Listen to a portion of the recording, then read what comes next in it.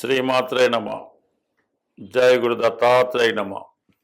ఈ వీడియోలో మనం మీనరాశి వారికి డిసెంబర్ నెల మాస ఫలితాలు పరిశీలిద్దాం. మరి మీనరాశి వారికి ప్రస్తుతం జన్మ శనిలో వక్రగమనంతో ఉన్నటువంటి శని భగవానుడు ఈ నెల నుంచి, అంటే మనకి నవంబర్ ఎండింగ్లో రుజుమార్గంలోకి రావడం వల్ల కంప్లీట్గా శని భగవానుడు మీనరాశి మీదే ఉండడం జరుగుతుంది. కాబట్టి వీళ్ళు కంప్లీట్గా జన్మ శని ఇప్పుడు నడుస్తున్నట్టు ఉంటుంది. అయితే మీరు ఏదైనా కష్టపడి సాధించే ప్రయత్నం, ఒక లాంగ్ టర్మ్ ప్రయత్నం లాంటిది ఏమైనా చేస్తున్నప్పుడు నిదానంగా మీ యొక్క ప్రయత్నాలు సఫలీకృతం అయ్యే అవకాశం ఉన్నది.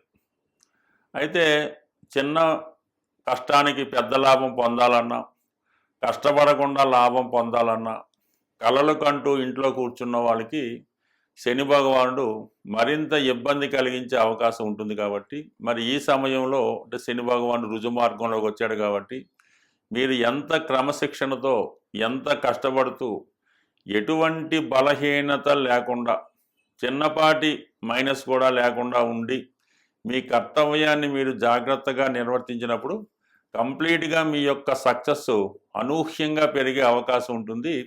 ఏదైనా అది మీలోనే ఉంటుంది. మీరు మంచిగా మార్చుకుంటే ఇంప్రూవ్మెంట్ అన్నది ఈ రోజు నుంచే మొదలవుతుంది. లేదు ఇదే విషయంలో ఈ బలహీనతల్లో ఉంటూ ఎక్కువగా నిద్రపోతూ, పనులు వాయిదా పెడుతూ, ఏ పని చేయకుండా, అలాగే వృత్తిలో అడ్డంగా లంచాలు తీసుకొని వేరే విధంగా ఇబ్బంది పెట్టడం, స్త్రీలను వేధించడం, ఇవన్నీ చేస్తుంటే కంపల్సరీగా జాతకుడు పతనం చెందడం జరుగుతూ ఉంటుంది. ఇది ఒక సూచన. ఎందుకంటే రుజుమార్గంలోకి వచ్చాడు కాబట్టి ఇంకా మీకు జన్మశని సుమారుగా అటు ఇటుగా 2 సంవత్సరాలు ఉంటుంది. కాబట్టి ఎప్పటి నుంచో మీరు ఒక పద్ధతిలో క్రమశిక్షణలో మార్చుకుంటే ఎవరూ సాధించినటువంటి విజయాన్ని మీరు ఈ సమయంలో పొందడం జరుగుతుంటుంది. అది ఇంచుమించుగా మీరు ఒక సివిల్స్కి వెళ్ళొచ్చు, గ్రూప్ 1కి వెళ్ళొచ్చు.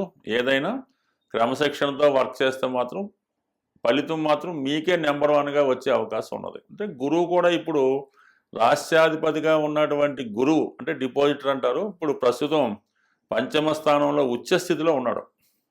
సో ఈ ఉచ్చ స్థితిలో నుంచి మనకి డిసెంబర్ 5 నుంచి మిథునంలోకి, అంటే మనకి కేంద్రంలోకి రావడం జరుగుతుంది. అది బుధుడి యొక్క రాశి అవుతుంది. అంటే బుధుని యొక్క రాశిలో గురువు ప్రవేశించినప్పుడు అనూహ్యంగా మీకు చతుర్థ భావ ఫలితాలు, అంటే విద్యలో చాలా మంచి ప్రావీణ్యత సాధిస్తారు. మంచి గురువు లభించడం, జ్ఞాపక శక్తి పెరగడం, మీలో ఉత్సాహం పెరగడం, ఇవన్నీ కూడా మీకు ఈ పరీక్షల్లో ఉత్తీర్ణులు అవ్వడానికో, మీరు కోరుకున్నటువంటి ఉద్యోగంలో ప్రవేశించడానికో, ఏంటి ఉద్యోగం అవ్వచ్చు, వ్యాపారం అవ్వచ్చు, మీ స్థాయిని బట్టి మీరు ఫలితాన్ని పొందే అవకాశం ఉంది. ఈవెన్ మీరు ఇప్పుడు బెడ్ రెడ్ అయి ఉన్నా, పూర్తిగా నడవలేని స్థితిలో పూర్తిగా పడకకే పరిమితమై ఉన్నా, మీరు నెమ్మదిగా క్రమశిక్షణతో నడక మొదలెడితే సంపూర్ణ ఆరోగ్యవంతులు అవడానికి కూడా మీకు ఈ గ్రహస్థితి సహకరించడం జరుగుతుంది.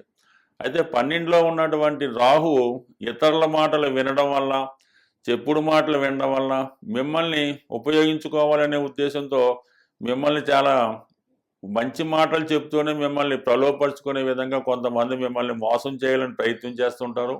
మీ దగ్గర ఉన్నటువంటి ధనాన్ని ఏదో విధంగా ఖర్చు పెట్టించి నష్టపరిచి వాళ్ళు లాభం పొందాలనే ప్రయత్నం చేస్తూ ఉంటారు. అంటే ఏదైనా పనికిరాని ఇల్లు, ఆస్తితో, స్థిరాస్తితో కొనిపెట్టడం, ఏదైనా ఎక్కువ వడ్డీ ఇస్తారని ఎక్కడైనా రిపోర్ట్ చేయించడం, ఇలాంటివన్నీ మీకు సలహా ఇచ్చే అవకాశం ఉంది.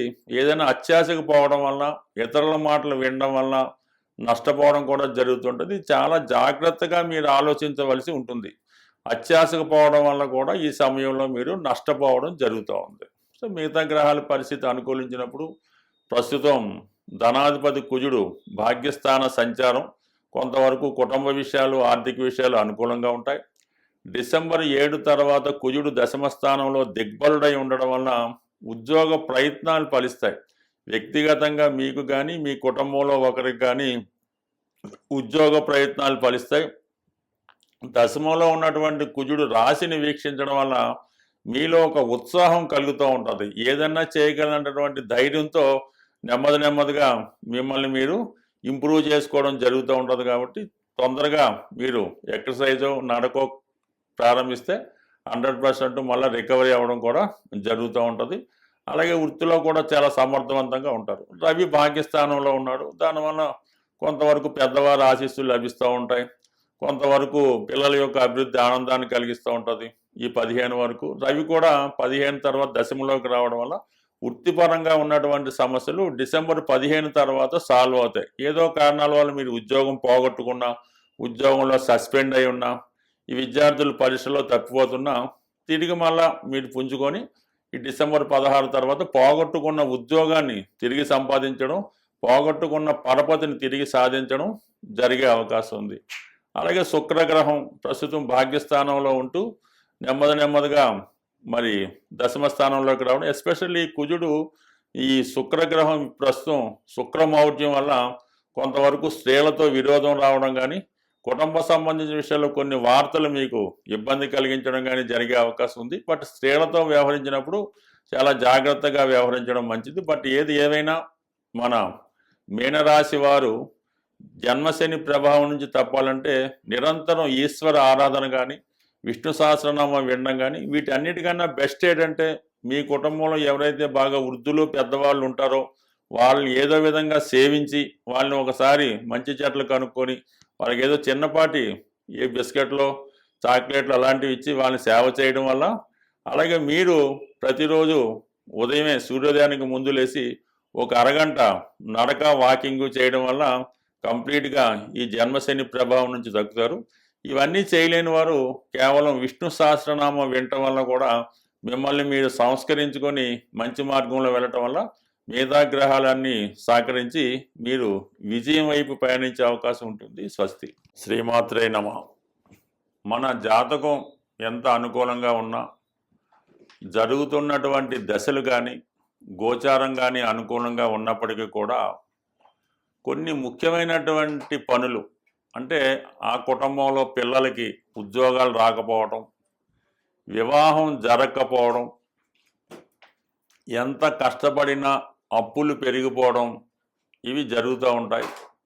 దీనికి వాస్తుపరంగా కూడా ఉన్నటువంటి దోషాలు చాలా వరకు ఆ కుటుంబం మీద ప్రభావాన్ని చూపడం జరుగుతూ ఉంటుంది.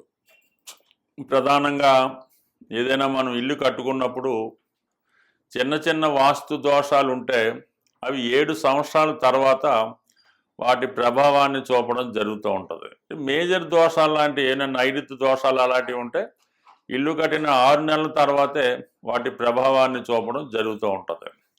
సో ఏదైనా మనకి ఈ దీర్ఘకాలిక సమస్యలు పరిష్కారం అవడం లేదనుకున్నప్పుడు కంప్లీట్గా వాస్తుపరంగా ఉన్నటువంటి దోషాలు కూడా సరిచేసుకుంటే ఈ ప్రధానమైనటువంటి సమస్యలు పరిష్కారం అవుతుంటాయి. ముఖ్యంగా సాధారణంగా చిన్న సమస్యగానే కనబడుతుంటుంది. ఈ గృహంలో వాయువ్య దోషం ఉండడం వల్ల, అంటే వాయువు మూసి ఉండడం, వాయువులో టాయిలెట్లు, వాయువులో బరువులు పెట్టడం, ఇవి పెట్టడం వల్ల ఎవరైతే వ్యాపార పరంగా చేస్తున్నారో వాళ్ళు వ్యాపారం నెమ్మదిగా దివాలా తీయడం, అప్పులు పెరిగిపోవడం, ఎవరినైతే నమ్మి మీరు మీ వ్యాపారంలో మీ చేదోడు వాదోడుగా ఉంటారని పెట్టుకుంటారో, అది తమ్ముడు అవ్వచ్చు, బామ్మర్ది అవ్వచ్చు, ఇంకోటి అవ్వచ్చు, వాడు నెమ్మదిగా వాడి చేతి వాటాన్ని ప్రదర్శించి మరి మీ యొక్క వ్యాపారంలో ధనాన్ని మళ్లించడం కానీ, ఈ విధంగా వాడు బాగుపడుతూ మిమ్మల్ని నాశనం చేయడం కూడా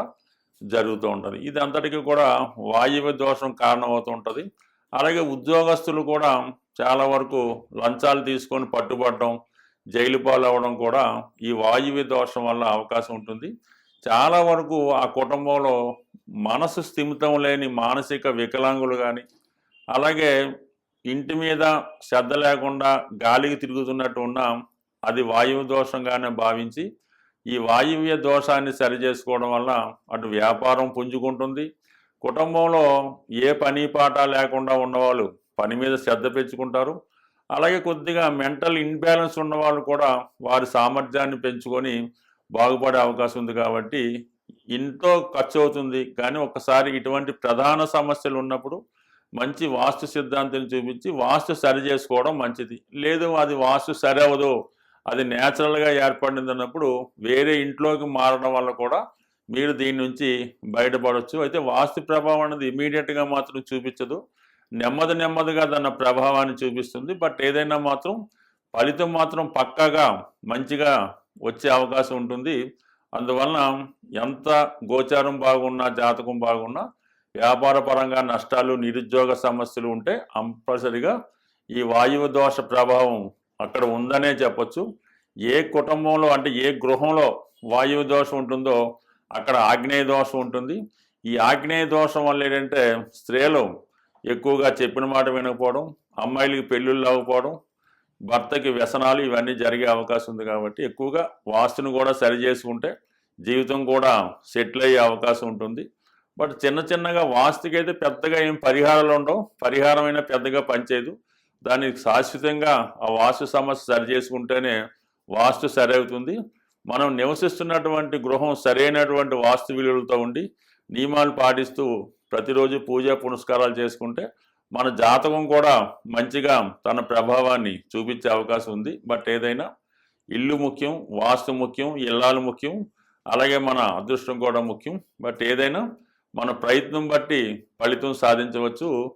ఏదైనా నమ్మిన వాళ్ళకి నమ్మనంత, నమ్మకపోయిన వాడికి ఏ ఇబ్బంది ఉండదు. బట్ ఏదైనా జీవితంలో బాగుపడాలి అనుకున్న వాళ్ళు దీన్ని ఒక్కసారి సరి చేసుకుంటే 100% మీ జీవితాల్లో మార్పు అన్నది తప్పక వస్తుంది. స్వస్తి.